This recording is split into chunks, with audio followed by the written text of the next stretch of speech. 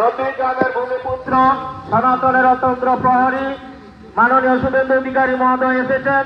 এখন উনি শ্রদ্ধেয় শহীদ নন্দীগ্রামের প্রথম সনাতনী শহীদ দেবব্রত মাইতির স্মৃতিতে শ্রদ্ধার্ঘ নিবেদন করছেন।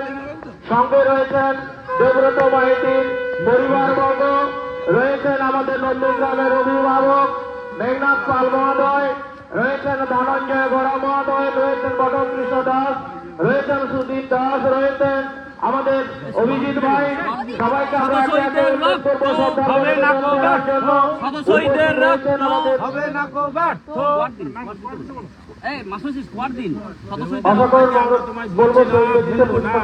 জন্য শহীদ স্মরণে আপন মরণে রক্ত দিয়ে রক্তের শোধ করুন, শহীদ তোমায় ভুলছি না, ভুলবো না, কত শহীদের রক্ত হবে না কো ব্যর্থ, কত শহীদের রক্ত হবে না কো ব্যর্থ, কত শহীদের রক্ত হবে না কো ব্যর্থ, শহীদ তোমায় ভুলছি না, ভুলবো না, শহীদ দেব তোমায় কি আমার হয়, শহীদ দেব তোমায় কি আমার হয়।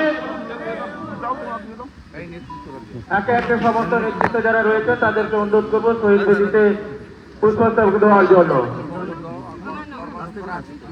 শহীদ বেদিতে পুষ্পস্তবক অর্পণ করছেন পরম প্রিয় বিধায়ক সম্মানীয় শুভেন্দু অধিকারী মহোদয়, রয়েছেন দেবব্রত মাইতির পরিবারবর্গ, রয়েছেন নন্দীগ্রামের আমাদের অভিভাবক মেঘনাথ পাল মহোদয়, রয়েছেন আমাদের জেলা কমিটির 2 সদস্য অভিজিৎ মাইতি এবং অশোক মহোদয়, রয়েছেন 3 মন্ডল সভাপতি, রয়েছেন অন্যান্য নেতৃত্ববর্গ।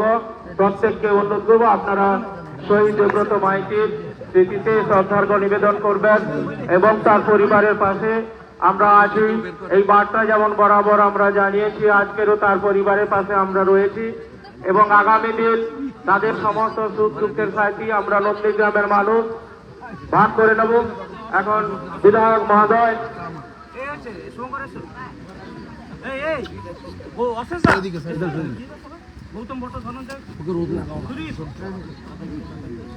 গৌতম ভাই, ধনঞ্জয় ভাই, বটকৃষ্ণ ভাই এবং সুদীপ ভাই প্রত্যেককে বলবো শহীদ বেদিতে পুষ্পস্তবক দেওয়ার জন্য। এখন আমাদের পরম প্রিয় বিধায়ক সম্মানীয় শুভেন্দু অধিকারী মহোদয় মঞ্চে আসছেন। শহীদ বেদিতে শ্রদ্ধার্ঘ্য নিবেদনের পরবর্তী পর্যায়ে আমাদের মঞ্চে যে কার্যক্রম রয়েছে তার জন্য আমরা পরবর্তী কর্মসূচিতে অংশগ্রহণ করব এবং এই মঞ্চে আসার জন্য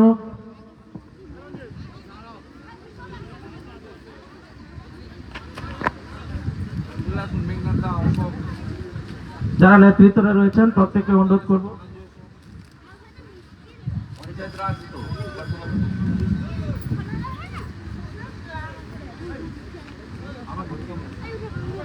এখন আমাদের সম্মানীয় শুভেন্দু বাবুকে ব্যাচ পরিয়ে দেবব্রত মাইতির পরিবারের পক্ষ থেকে বরণ করে নেওয়া হয়েছে।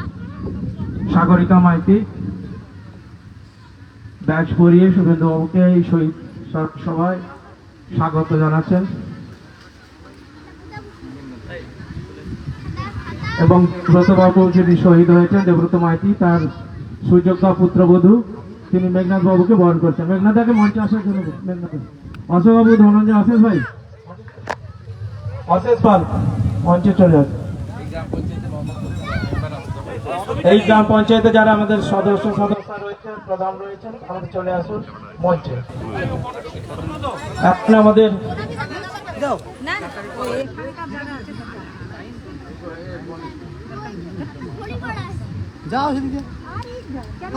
সমবেত গ্রামবাসী বৃন্দ, সাথী বৃন্দ, প্রবল রোদ আছে যদিও বাতাস আছে। এই সময়টা বাড়িতে মায়েদের রান্নার সময়। আমরা এখানে বেশি বক্তৃতা করতে চাই না, 2-1টি কথা বলে নীরবতা পালন করে আমরা আজকের এই দিনটা উদযাপন করে শেষ করব খুব ছোট্ট ভাবে। আমি প্রথমেই প্রয়াত আত্মবলিদানকারী হিন্দু দেবব্রত মাইতি স্ত্রী, তার পুত্রদ্বয়, কন্যা, তার পরিবারের সমস্ত সকলকে আমাদের অন্তর থেকে সহানুভূতি, সমবেথিতা, সহমর্মিতা এবং কৃতজ্ঞতা জ্ঞাপন করি। সম্মানীয় মেঘনাথ পাল সহ সমবেত সমস্ত নেতৃবৃন্দ, আলাদা করে নাম বললাম না, সঞ্চালক দেবাশিস ভাই সবার নাম ধরে ধরেই ডেকেছে। আমি তাদের প্রত্যেককে, বিশেষ করে আমাদের মন্ডল নেতৃত্ব, পঞ্চায়েত সমিতির কর্মাধ্যক্ষগণ, ব্লক নেতৃত্ব, মোহাম্মদপুর গ্রাম পঞ্চায়েতের, শামসাবাদ গ্রাম পঞ্চায়েতের নির্বাচিত প্রতিনিধিগণ, প্রত্যেককে আমি তাদের সকলের পক্ষ থেকে আপনাদেরকে অভিনন্দন জানাচ্ছি। আপনারা জানেন যে দেবব্রত মাইতি কোনো রাজনৈতিক নেতা ছিলেন না, তার সঙ্গে কারো বিরোধও ছিল না। শুধুমাত্র তিনি পদ্ম ফুলে ভোট দিয়েছিলেন, নরেন্দ্র মোদীজির আদর্শকে সমর্থন করেছিলেন, রাষ্ট্রবাদ এবং সনাতন সংস্কৃতিকে সমর্থন করেছিলেন, এবং শুভেন্দু অধিকারী যে 1956 ভোটে জিতেছিল বা আপনারা জিতিয়েছিলেন, সেই 1956 বা 1,10,000-এর কাছাকাছি যে আমার ভোট ছিল, তার মধ্যে দেবব্রত মাইতি বা তার পরিবারের ভোটও ছিল। তাই এখানে যারা জিহাদিরা আছে, সেই জিহাদিদের সহ্য হয়নি। তারা মমতা ব্যানার্জিকে অনেক আশা দেখিয়েছিলেন যে আপনি জিতবেন, এখানে হাজার হাজার ভোটে জিতবেন। কিন্তু হিন্দুরা অনেকেই, সবাই নয়, ঐক্যবদ্ধ হয়ে তারা আমাকে নির্বাচিত করার জন্য দেবব্রত মাইতিকে নিষ্ঠুরভাবে আক্রমণ করে 2 তারিখের পরে, এবং তিনি আজকের দিনে দেহ রেখেছিলেন। আমরা তাই স্মরণ সভার মধ্য দিয়ে তার যে মূর্তি আছে মাল্যদান করে তার পরিবারের সঙ্গে সাক্ষাৎ করে আজকে মিলিত হয়েছি। আজকে 2021 সালে তৃণমূল সরকারে এসেছিল, এখানে মমতা ব্যানার্জি হেরেছিল, তাই কত সন্ত্রাস হয়েছে আপনারা দেখেছেন। উল্টো দিকে ভারতীয় জনতা পার্টি 2023-এ নন্দীগ্রামে 17টা অঞ্চলের মধ্যে 11টা অঞ্চল জিতল, 2টো পঞ্চায়েত সমিতি জিতল, কোথাও কারো বাড়ি ভেঙেছে কেউ। এইখানেই সনাতনীদের সঙ্গে জিহাদিদের তফাৎ। আমরা এসব মারপিট করতে জানি না, ঘরে আগুন দেওয়া, লোকে আক্রমণ করা, বাড়ি ভেঙে দেওয়া, বাইক বাহিনী নিয়ে তাণ্ডব করা, এগুলো আমাদের শেখানো নয়। আমরা জাতীয়তাবাদ, রাষ্ট্রবাদে বিশ্বাস করি, সনাতন সংস্কৃতিতে বিশ্বাস করি, আমরা এটা করতে পারি না।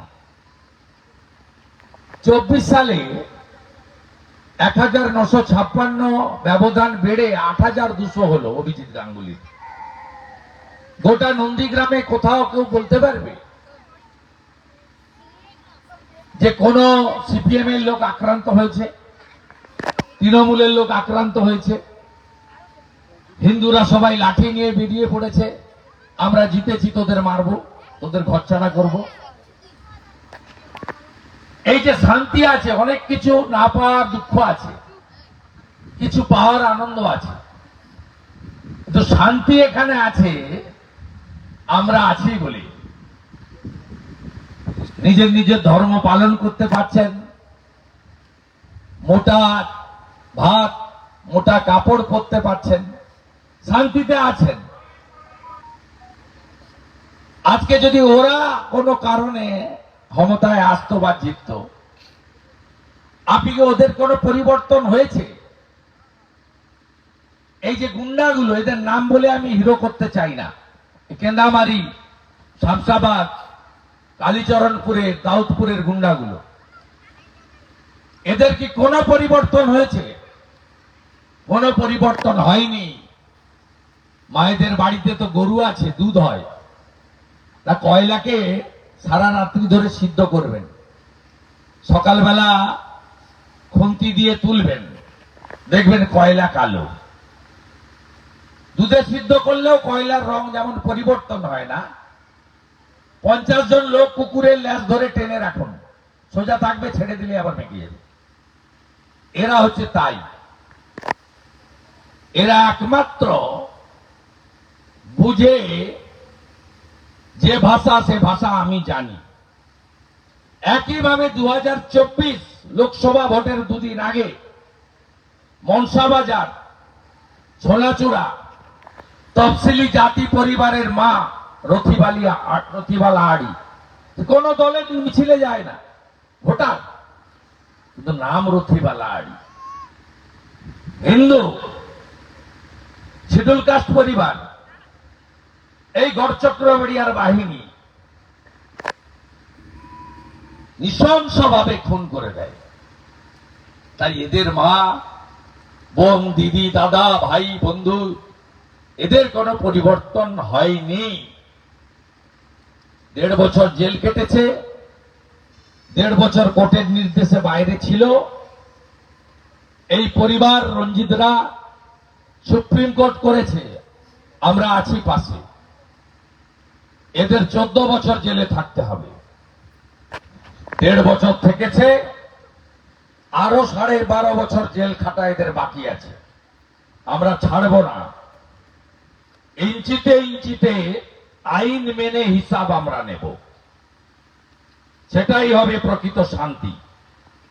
আমরা চাই না রথিবালা আড়ি বা দেবব্রত মাইতির মতো আর কোন রাষ্ট্রবাদী, জাতীয়তাবাদী, দেশপ্রেমিক বা হিন্দু আমাদের এই নন্দীগ্রামে এই হিংসার রাজনীতির বলি হোক। আসুন উঠে দাঁড়িয়ে 1 মিনিট নীরবতা পালন করে দেবব্রত মাইতির বিদেয়ী আত্মাকে প্রণাম জানিয়ে নিজ নিজ বাড়িতে ফিরে যাই। শুরু।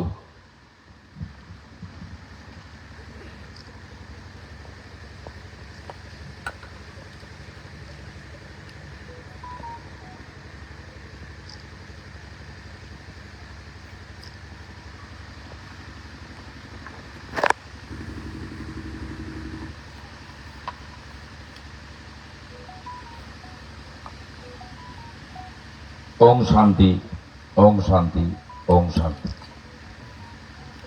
দেবব্রত মাইতি অমর রহে, দেবব্রত মাইতি অমর রহে।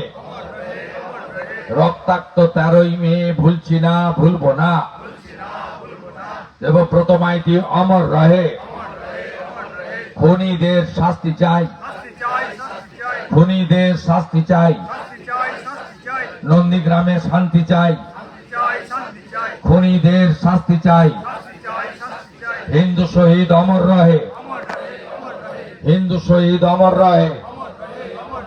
বন্দে মাতরম, ভারত মাতা কি। ধন্যবাদ আমাদের প্রিয় বিধায়ককে। আমাদের প্রিয় বিধায়ক শ্রী শুভেন্দু অধিকারী মহোদয় আজকে ভোট পরবর্তী হিংসায় প্রথম শহীদ নন্দীগ্রামের সনাতনী শহীদ শ্রী দেবব্রত মাইতির প্রতিকৃতিতে মাল্যদান করলেন এবং ওনার মূল্যবান বক্তব্য আপনাদের সামনে তুলে ধরলেন।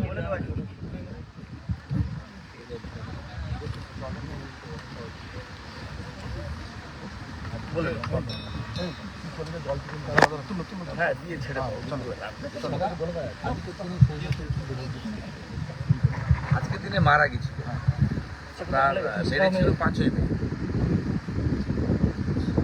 দোসরামের পরে তিনি কলকাতাতে হসপিটালে মৃত্যুর সঙ্গে পাঞ্জা লড়ে মারা গেছিলেন। আজকে দেহ এসেছিল, অত্যন্ত মর্মান্তিক। এর পরে লোকসভা নির্বাচনেও রথিবালা আড়িকে একইভাবে বলছে তো বিহারের নির্বাচনের আগেই পাটনাতে প্রায় 17 জন কংগ্রেস ছেড়ে বিজেপিতে যোগদান করলেন। বিজেপিতে যোগদান করলেন 17 জন পাটনাতে বিহার নির্বাচনের আগে। এটা তো স্বাভাবিক। যারা রাষ্ট্রবাদী, জাতীয়তাবাদে বিশ্বাস করে তারা নরেন্দ্র মোদীজির হাত শক্তিশালী করবেন। তিনি কালকে যেভাবে ভাষণ দিয়েছেন, পরিষ্কার বলেছেন যে টক আর টেরর একসঙ্গে হতে পারে না, টেরর আর ট্রেড একসঙ্গে হতে পারে না। জলও নেব আর রক্তের বন্যাও বইয়ে দেবো, এটা একসঙ্গে হতে পারে। যেভাবে মাসুদ আজহারের বংশকে নির্বংশ করে দিয়েছে আমাদের এয়ারপোর্ট, যেভাবে পাকিস্তানের 9টা বিমানবন্দরকে গুড়িয়ে দিয়েছে, তাতে তো মানুষ সবাই দেশ থাকলে তো আমি থাকবো। আবাস যোজনায় বাড়ি বানাবো, বাড়িটা থাকবে তো? বাড়ি ছেড়ে পালাতে হবে। এই নাকচিরাচরে নোটিশ না দিয়ে বেআইনি ভাবে একটা হিন্দু পরিবারকে সেখানে তার পুরো বাড়ি বেড়া দিয়ে ঘিরে দিয়েছে। সে জানেই না কোর্টে তার বিরুদ্ধে কমপ্লেন করে কোর্ট থেকে অর্ডার করিয়ে দিয়েছে। এই সামনেই বঙ্কিম মোড়ে হিন্দুরা ভোট দিতে বেরোতে পারে না যতক্ষণ না কেন্দ্রীয় বাহিনী আছে। এই কাছেই 1.5 কিলোমিটার। আর একটু এগিয়ে গেলে 4 কিলোমিটার দূরে গড়চক্রবেড়িয়া বাজারে 175টা হিন্দু ভোটার আছে, কোনো ভোটে ভোট দিতে দেয় না। 21-এ দেয়নি, 23-এ পঞ্চায়েতও দেয়নি, 24-এ দেয়নি। এই চিল্লো গ্রামে হিন্দু মেজরিটি আছে বলে লোকজন বেঁচে আছে, বসে আছে। হিন্দু যদি বাঁচতে চাও জেদ ভুলে এক, মমতা ভাগাও, হিন্দু বাঁচাও। বাড়ি থেকে ডেকে এনে মৃৎশিল্পী হরগোবিন্দ দাস, চন্দন দাসকে পশু কাটার ছুরি দিয়ে জবাই করেছে বাড়ি থেকে ডেকে।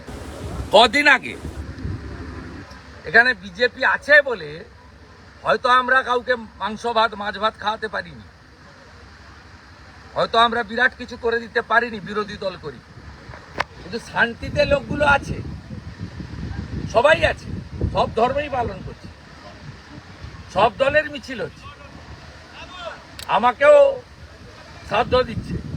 এটা বিজেপি আছে বলে। এটা যদি বিজেপি এখানে না থাকতো তাহলে এখানে কারোর অধিকার থাকতো না। আর সরস্বতী বাজারে যে এত বড় মন্দির হচ্ছে, ওই মন্দিরটা ওইরকম অবস্থায় পড়ে থাকতো, বা বাকি যা আছে ইটা খুলে নিয়ে চলে যেত। অপারেশন সিঁদুরের সাফল্যে দেশ জুড়ে তিরঙ্গা যাত্রা শুরু হচ্ছে। অপারেশন সিঁদুরের সাফল্যে দেশ জুড়ে তিরঙ্গা যাত্রা শুরু হচ্ছে। তিরঙ্গা যাত্রা অলরেডি শুরু হয়ে গেছে, কালকে তো আমি হলদিয়াতে করেছি। আমাদের আর্মিদেরকে স্যালুট করার জন্য এটা করা উচিত। আমাদের এই নন্দীগ্রামের 2টো ব্লকের প্রায় 50 জন আর্মি, প্যারামিলিটারি, আরও বেশি হবে সংখ্যা, তারা এই যুদ্ধে অংশগ্রহণ করছে। তারা বাড়ি গেলে আমরা তাদেরও সম্বর্ধনা দেব। ঠিক আছে দাদা, ল্যাকটেড স্যালাইনে ফের অসুস্থ হয়ে এসএসকে মৃত্যু হলো মেদিনীপুরের প্রসূতি। ল্যাকটেড স্যালাইনে কমিশন নেয় তো ভাইপো, সব ওষুধ ভেজাল, সব ওষুধ ভেজাল, এবং তৃণমূল কমিশন নেয়। স্বাভাবিকভাবে মমতা ব্যানার্জি যতক্ষণ থাকবে ভেজাল ওষুধ শরীরে দেবে। এই জন্য পশ্চিমবঙ্গ থেকে প্রত্যেক মাসে মিনিমাম 10 লক্ষ পেশেন্ট কটকে, ভেলোরে, ব্যাঙ্গালোরে, হায়দ্রাবাদে, মুম্বাইতে চলে যায়। এ রাজ্যের চিকিৎসা ব্যবস্থার উপরে কোনো সাধারণ লোকের বিশ্বাস ভরসা নেই। আছে কাল হলো রাজেশ দৈতাপতি, শাস্তি পেলেন কেন? রাজেশ দৈতাপতি তাই শাস্তি দেওয়া হবে। ভণ্ডামি করতে এলে তো হবে। সরকারি টাকায় তো মন্দির হয় না, কালচারাল সেন্টার। আজকে সকালবেলা সজল ঘোষের পোস্ট দেখুন, কমিশন নিয়ে বানিয়েছে হিটকো, ফেটে গেছে সব, পুরো মন্দিরটাই ফেটে গেছে, মাল তুলেছে, কমিশন নিয়েছে। দাদা হিন্দিতে একটা দাদা না না ভাই, দাদা হিন্দিতে একটা